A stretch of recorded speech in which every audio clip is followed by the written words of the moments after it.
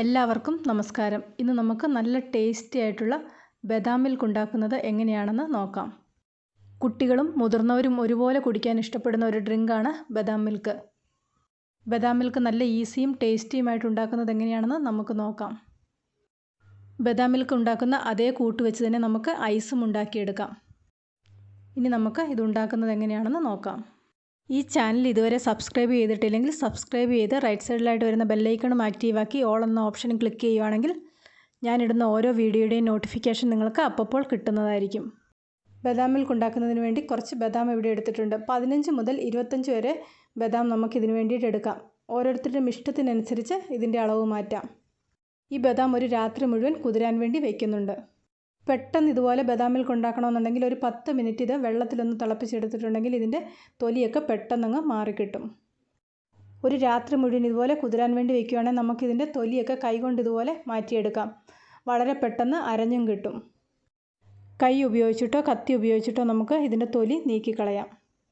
ഇതുപോലെ കത്തിയുടെ പുറം ഭാഗം വെച്ചിട്ടൊന്ന് തൊലി പൊളിക്കുകയാണെങ്കിൽ കുറച്ചും കൂടെ എളുപ്പമായിരിക്കും. ഓരോരുത്തർക്കും അവരവരുടെ സൗകര്യത്തിനനുസരിച്ച് തൊലി നീക്കിക്കളയാം. ഇവിടെ ഇപ്പോൾ ബദാമിൻ്റെ എല്ലാം തൊലിയൊക്കെ കളഞ്ഞ് വെച്ചിട്ടുണ്ട്. ഇതിലേക്ക് കുറച്ച് കുങ്കുമപ്പൂവും കൂടെ ചേർത്ത് കൊടുക്കുന്നുണ്ട്. ഒരു കളറിന് വേണ്ടിയിട്ടാണ് ഇങ്ങനെ ചെയ്യുന്നത്. കുങ്കുമപ്പൂ ഇല്ലാത്തവർക്ക് ഇത് ഒഴിവാക്കാം.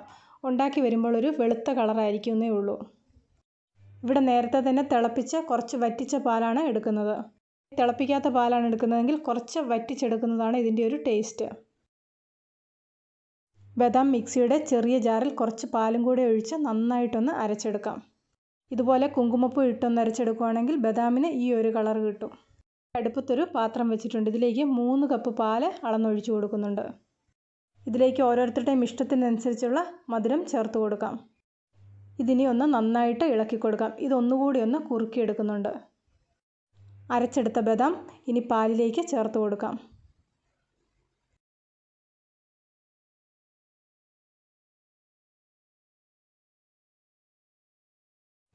ബദാം ചേർത്തതിന് ശേഷം ഇത് ഒരു 5 മിനിറ്റ് നന്നായിട്ടൊന്ന് തിളപ്പിച്ചെടുക്കുന്നുണ്ട്.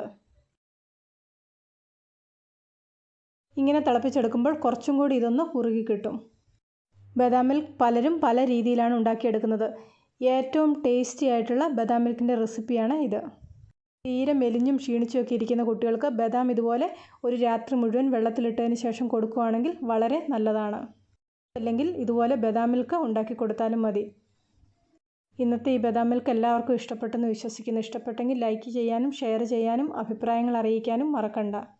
ഇതുവരെ സബ്സ്ക്രൈബ് ചെയ്തിട്ടില്ലെങ്കിൽ സബ്സ്ക്രൈബ് ചെയ്ത് റൈറ്റ് സൈഡിലെ ബെല്ലൈക്കണും കൂടി ഒന്ന് ആക്ടിവേറ്റ് ആക്കണം. പുതിയൊരു വീഡിയോയുമായിട്ട് വീണ്ടും കാണാം.